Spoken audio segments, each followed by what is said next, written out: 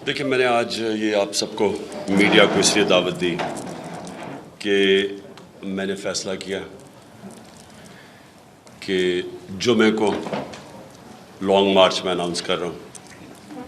लाहौर से मैं शुरू कर रहा हूँ और लिबर्टी 11 बजे हम वहाँ जमा होंगे और उधर से फिर हमारी मार्च शुरू होगी इस्लामाबाद की तरफ। दोस्तों, इस वक्त पाकिस्तान के अंदर जो बड़ा पॉइंट बात ये हो रही है कि जो स्टॉक एक्सचेंज है वो तकरीबन कुछ 450 पॉइंट जो है वो नीचे गिर गई कल।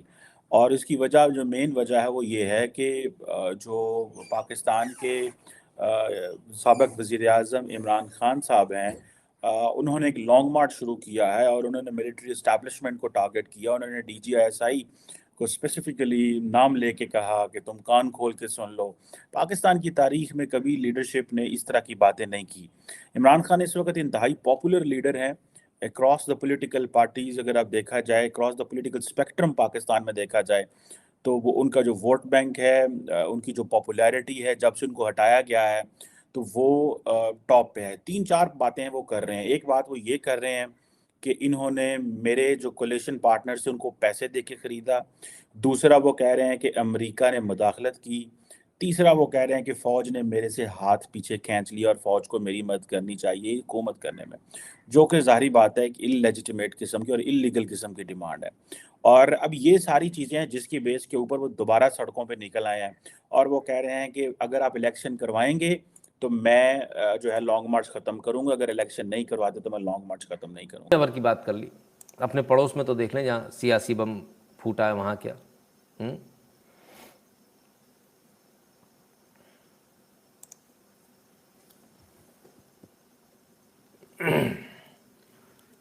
कान खोलकर सुन लो, बहुत कुछ जानता हूँ, पोल खोल दूंगा। इमरान खान ने ISI चीफ को भी दी धमका दिया। अरे बाप रे, ISI चीफ को धमका दिया। कहते बेवकूफ़ मत समझना, मुझे फंसाने की कोशिश मत करो। अगर मेरे ऊपर कार्रवाई करने की कोशिश करोगे तो उल्टा लटका दूंगा, पोल खोल दूंगा। ठीक है ना। तो ये स्थिति है। अब क्या करेंगे?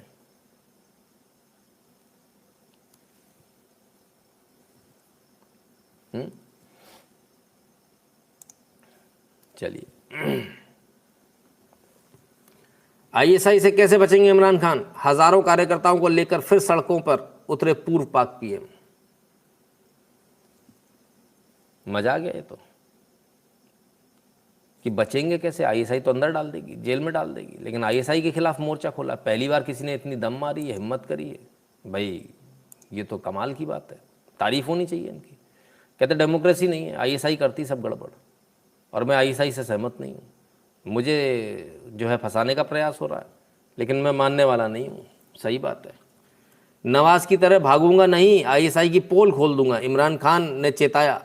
फिर की भारत की तारीफ, भारत की तारीफ कर रहे हैं साहब। अमेरिका के खिलाफ हो गए जमकर। कहते हैं अमेरिका डिसाइड करता है कि हमारे यहाँ कौन PM होगा, कौन नहीं होगा, और मैं ये नहीं चलने दूंगा। अमेरिका की दादागिरी मैं नहीं चलने दूंगा। बड़ी दमदारी है। फिर कैसे हो गया? फिर ऐसे कैसे हो गया? किसकी दम पर इतना बोल रहे हैं? क्योंकि अमेरिका की तो चलती है। अगर अमेरिका की दम पर अमेरिका से पंगा ले रहे हैं तो मैंने आपको वीडियो सुनाया था, याद है वीडियो इंटरनल टॉक्स का, बाजवा का और उसका, क्यों कहता कि इसका दिमाग ख़राब हो गया है, ये अमेरिका के खिलाफ बोल रहा है। अमेरिका से तो हमें काम पड़ता है, हम पैसा उन्हीं से लेते हैं, हमारे पास सारा साजो सामान अमेरिका का है। फिर कैसे? तो किसकी दम पर बोल रहा है? उधर इमरान खान साहब का एक पुराना वीडियो याद आता है, जब वो रशिया गए थे। तो क्या रशिया में कुछ डील फाइनल हो गई क्या? क्या धीरे से पुतिन ने हाथ रख दिया क्या? और अगर पुतिन ने हाथ रख दिया है, जैसा कि लगता है, तो फिर ये केस बड़ा इंटरेस्टिंग हो जाएगा। क्योंकि सीमाएं जो हैं पाकिस्तान की जो बॉर्डर लगती है वो रशिया के उन्हीं देशों से, रशिया से जो अलग होकर देश बने उन्हीं देशों से लगती है, और एज़ पर एग्रीमेंट वहाँ रशिया की सेना रहती है। ऐसे में इमरान खान के ऊपर कोई भी बड़ा एक्शन जो है वहाँ की आईएसआई या वहाँ की सेना ले नहीं पाएगी, क्योंकि पीछे से सपोर्ट मिल जाएगा। अमेरिका चाहकर भी कुछ कर नहीं पाएगा। तो ये आने वाला समय बड़ा मज़ेदार है सर, बड़ा देखने लायक। लेकिन मुझे खुशी इस बात की कि पहली बार किसी में इतना स्पाइन है, रीढ़ की हड्डी है किसी नेता में, जिसने खुलकर इस बात को बोला है कि हमारे यहाँ के लोगों को, हमारे यहाँ की जो राजनीति है उसको अमेरिका चलाता है। इतनी हिम्मत किसी में नहीं थी। अमेरिका की मुखालफत खुले तौर पर और आईएसआई की मुखालफत, और वाकई में भारत और पाकिस्तान के बीच में अगर कोई लफड़ा है तो आईएसआई की वजह से है, और कोई लफड़ा नहीं। आईएसआई के लोगों के दिमाग में जो फितूर भरा हुआ उसकी वजह से दिक्कत है। आतंकवाद आईएसआई बन कर चलाता है पूरा, और इस बात को लेकर बोल चुके हैं इमरान खान चौड़े में। आज फिर से बोल रहे हैं पोल खोल दूंगा, तो इसका मतलब उन्हें बहुत कुछ मालूम है। अब या तो इमरान खान को ये असैसिनेट करेंगे या उनको जेल में डालेंगे। जेल में डालेंगे तो हज़ारों लाखों अपने कार्यकर्ताओं के साथ निकल आएंगे, और जिस प्रकार से उनको अभी जनता का समर्थन है, मुझे लगता है कि कोई बड़ी बात नहीं है कि पूरा देश में गजब का आंदोलन हो जाए। खैर चलिए देखते हैं। तो क्या सिर्फ पाकिस्तान ही अमेरिका की बात नहीं मान रहा? नहीं नहीं नहीं, और भी देश हैं जो अब वेस्टर्न वर्ल्ड की बात मानने से सीधा मना कर रहे हैं। Row erupts after South Africa refuses to seize oligarch super yacht. तो सुपर याट को सीज करने से मना कर दिया साउथ अफ्रीका ने, बोले ना। आज मैं मौजूद हूँ पाकिस्तान के शहर लाहौर की लिबर्टी चौक में, जहाँ पर पीछे देख सकते हैं इस टाइम खान साहब मौजूद हैं। खान साहब ने लॉन्ग मार्च का ऐलान कर दिया और ये कहा है कि ये मार्च फाइनल मार्च होगा। बताएं कि जो खान साहब कहते हैं, जो कुछ नाम लिए उन्होंने डर्टी हैरी, वो किस अपना आपको लगता है कि वो नहीं let's not answer that. That's not answer. चले आए आगे मैं खान साहब की मार्च में मौजूद हैं, लॉन्ग मार्च में, और ये जो आपने बोर्ड उठाया इसके ऊपर लिखा है मकबूजा पाकिस्तान और मकबूजा कश्मीर में फ़र्क, वहाँ लोगों को नंगा नहीं किया जाता। क्या इसका क्या मतलब है? मकबूजा कश्मीर में लोग यहाँ से ज़्यादा महफूज हैं? बिल्कुल महफूज हैं, क्योंकि यहाँ पे हमारे टैक्स पे चलने वाले ये इदारे हमारे ही अवाम को उसी पे हमारे पैसे से हमारे ही अवाम के कपड़े उतारते हैं। तो इसको यह किसने दिया? ये कपड़े जो उतारते हैं कौन है, कुछ पता है आपको? ये खुफिया इदारे। अच्छी बात है। मुझे ये बताएं, खान साहब को डी-सीट किया गया तो खान साहब ने सबसे पहले ये कहा इसके पीछे अमेरिका, इसके पीछे इंडिया है। अब जो सिचुएशन चल रही है, क्या इसके पीछे भी इंडिया है, इसके पीछे भी अमेरिका है? मैं कह रहा हूँ पूरी दुनिया की ताकत जो है ना वो लगी हुई है कि इमरान खान को क्या कहते हैं किसी तरीके से, जो पाकिस्तान के दुश्मन है, एक मुल्क नहीं है, और हमारे जो अंदर के जो गद्दार हैं जिन्होंने अभी बहुत से बेनिफिट फायदे उठाए हैं। देखिए सबको पता है कि इंडिया की खुफिया एजेंसी रॉ है, वो पाकिस्तान के खिलाफ है, वो इस्लाम दुश्मन है, वो मुसलमान दुश्मन है, वो पाकिस्तान दुश्मन है।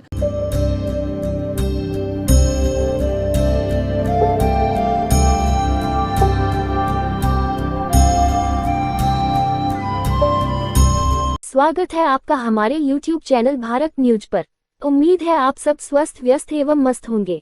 जैसा कि आपने न्यूज देखी होगी कि इमरान खान को इलेक्शन कमीशन ने डिस्क्वालीफाई कर दिया है, जिस वजह से देश में एक बड़ा संकट खड़ा हो गया है।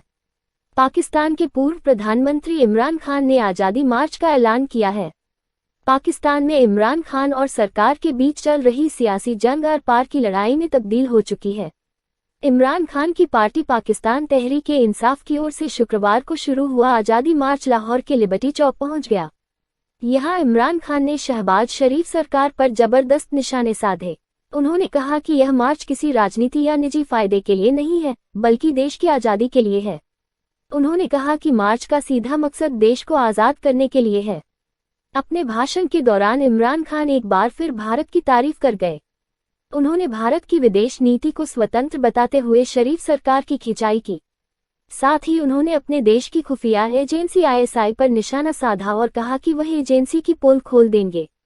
गौरतलब है कि हाल ही में पाकिस्तान सेना के प्रवक्ता और आईएसआई के प्रमुख नदीम अहमद अंजुम की तरफ से की गई साझा प्रेस कॉन्फ्रेंस में इमरान खान पर भ्रष्टाचार के आरोप लगाए गए थे। कहा गया था कि इसी साल मार्च में सेना प्रमुख जनरल कमर जावेद बाजवा को लुभाने वाला प्रस्ताव दिया गया था। शुक्रवार को इन्हीं आरोपों का जवाब देते हुए इमरान खान ने आईएसआई पर निशाना साधा। इमरान खान ने कल धमकी के तल्ख में आईएसआई एवं आर्मी को आड़े हाथों लिया और बहुत सारी पोल खोलने की धमकी दे डाली, जिसके बाद डीजी आईएसआईएस और डीजी आईएसपीआर को एक कॉन्फ्रेंस मीटिंग में इमरान खान के सवालों का जवाब दिया। साथ साथ पहली बार कुछ ऐसा देखा गया जिसको देख सारे अधिकारी और सहयोगी दंग रह गए।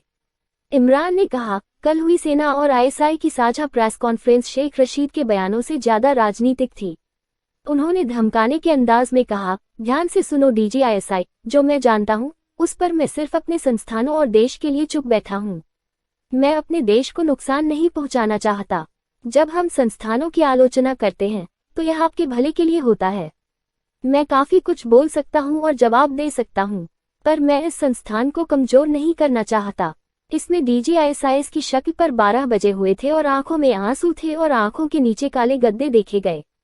न्यूज़पेपर को कहा, हमें नवाज शरीफ न समझे, सब कुछ उखाड़ फेंक दूंगा। लाइक करें और हमारे चैनल को सब्सक्राइब करें और वीडियो शेयर करके हमारा मनोबल बढ़ाएं। कल तो कमाल हो गया। कल पहली बार, मुझे नहीं लगता मैंने कभी अपनी जिंदगी में प्रेस कॉन्फ्रेंस को एड्रेस करते हुए डीजी आईएसआई को कभी मैंने देखा अपनी जिंदगी में। वहां पे डीजी आईएसआई थे और डीजी आईएसपीआर थे। अब ये लोग आए वहां पे और उन्होंने प्रेस कॉन्फ्रेंस एड्रेस करी। और ये प्रेस कॉन्फ्रेंस, पाकिस्तान की जब तारीख लिखी जाएगी, इतिहास लिखा जाएगा दोस्तों, तो ऐसी प्रेस कॉन्फ्रेंस कभी नहीं हुई। 2-3 चीजें हैं यार। मुझे इसमें, इस पूरी प्रेस कॉन्फ्रेंस में मुझे ऐसा लगा कि वही 1971 वाला 16 दिसंबर वाला मामला पाकिस्तानी फौज के साथ हो गया। वही मायूसी, वही दिल टूटना। आप एक छोटी सी क्लिप देखिए और देखिए DG ISI general Nadeem Anjum, DG ISI रो रहा है। जरा क्लिप देखिए आप। आपको हक है अपनी राय देने का। I respect that right. As a soldier I am ready to protect that right to the extent possible. But मैं ये जरूर पूछना चाहता हूं कि अगर आपका दिल मुतमिन है कि आपका सुपा सलार गद्दार है, मीर जाफर है, तो माजी करीब में इतनी तारीफों के पुल क्यों बांधते थे आप? अगर आप समझते हैं कि आपका सुपा सलार गद्दार है, मीर जाफर है, तो उसकी मुद्दत मुलाजमत में इतनी तोसी क्यों दे रहे हैं? अजीब बात है। आप समझते हैं सुपा सलार गद्दार है, लेकिन आप उन्हें कह रहे हैं कि पूरी जिंदगी के लिए अगर आपने इस मुलाजमत में रहना तो रहें। और अगर वो वाकई आपकी नज़र में गद्दार है, आपकी सोच में गद्दार है, तो फिर आज भी उनसे पसे पर्दा क्यों मिलते हैं? मुझे आपके मिलने पे एतराज नहीं है। देखा दोस्तों आपने, आवाज भर्रा गई, बंदा रो रहा है लिटरली, जिसको कहते हैं ना आवाज भर्रा जाती है जब इमोशन ज्यादा हो जाते हैं। और मैं ये कह रहा हूं यार कि आईएसआई वो एजेंसी है जिसके बारे में हम कब से सुन रहे हैं। आईएसआई ने ये कर दिया, आईएसआई ने ये कर दिया, आईएसआई ने ये प्लॉट कर दिया, ये प्लान कर दिया। उस आईएसआई के डायरेक्टर जनरल जो उसका चीफ है, उसको पब्लिक में इमरान खान ने नंगा कर दिया। उसको इतना मजबूर कर दिया कि बंदा कैमरा के सामने रो रहा है। इमरान खान ने वो काम कर दिया जो मैं कभी, देखिए, वो चीफ को गाली देना और रावलपिंडी में लाल हवेली जो शेख रशीद का घर है या था, उसको निकाल रहे हैं वहां से, वहां पे बाजवा हाय हाय, ये सब तो एक जमाने में, यानी कि जब ये हुआ था महीना 1.5-2 महीना पहले, तब मुझे बहुत बड़ी बड़ी बातें लगती थी। मुझे लगता था यार पाकिस्तान में आर्मी के खिलाफ मैं एहतजाज देखूंगा, प्रोटेस्ट देखूंगा और बाजवा गद्दार, बाजवा ट्रेटर ऐसे हैशटैग देखूंगा, मैं तसव्वुर नहीं कर, मैं सोच नहीं सकता था। लेकिन आई वॉज शॉक्ड, मेरे होश फाख्ता हो गए। यहां पे डीजी आईएसआई रो रहा है, लगभग आवाज भर्रा गई उसकी। अब देखिए, मैं ये कह रहा हूं कि यार ये वीडियो देखिए जरा।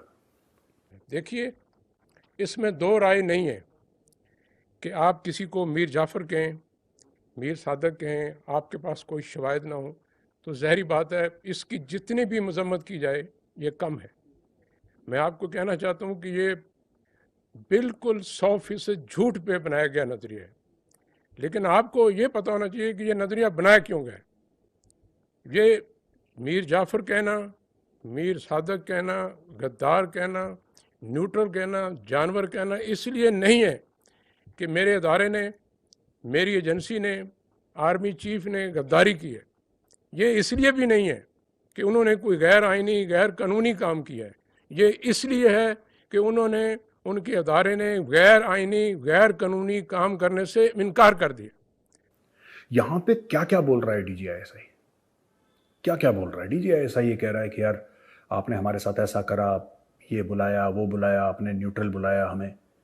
ये मतलब अपने आप को कौम के सामने जस्टिफाई करने की कोशिश कर रहा है। ये वो ISI है जिसने मतलब क्या नहीं करा दुनिया में,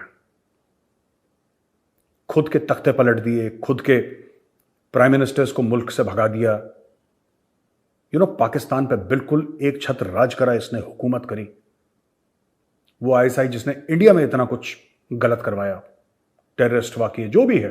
हम तो कितनी देर से फौज जाने से पहले हम सुनते थे, जब मैं फौज में गया था उसके बहुत पहले से सुन रहा था ISI ऐसी ISI वैसी। उस ISI का चीफ दुनिया के सामने बेबस है। ये इमरान खान ने कर दिखाया दोस्तों, ये कोई और नहीं कर सकता था। इमरान खान ने जो काम करा है, nobody else could have done it. और कोई भी इस बंदे को अंडर एस्टिमेट ना करे। ISI वो इदारा था जिसके बारे में हर पाकिस्तानी कसम खाता था कि ये नंबर 1 है दुनिया में, इससे अच्छी इंटेलिजेंस एजेंसी नहीं है। पाकिस्तानी आर्मी के बारे में कहते हैं नंबर 1 फौज है, अजीम फौज है, ये सब ठीक है। ISI के बारे में बड़ा फक्र था पाकिस्तानियों को, बड़ा गुरूर था। ISI ये शक्ल देखिए ISI की चीफ की, देखिए आंखें सूजी हुई, रो रहा है, बेचारा बना। इमरान खान ने ISI के चीफ को बेचारा बना दिया। मैं अक्सर लोग कहता हूं तो इंडिया वाले कहते हैं यार ऐसा नहीं है, तुम लोग ज्यादा बोल रहे हो, और गौरव नहीं, तुम्हें ऐसा नहीं बोलना चाहिए। मैं यार एक बात बताता हूं आपको, जो काम आपके आपकी मिसाइल, आपकी न्यूक्लियर सबमरीन, आपके राफेल नहीं कर पाए, वो इमरान खान ने कर दिया यार।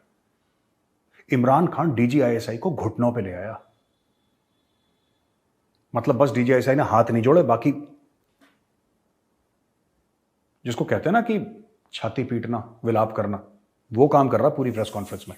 अब देखिए, इसने एक बात करी DGISI ने, जो कि बात प्रैक्टिकल भी है, हमें बात सोचनी चाहिए प्रैक्टिकली। उसने ये बोला इमरान खान को कि यार रात के अंधेरे में तो तुम हमसे मिलते हो और तुम हमसे फेवर मांगते हो, और दिन में तुम हमें गद्दार बोलते हो।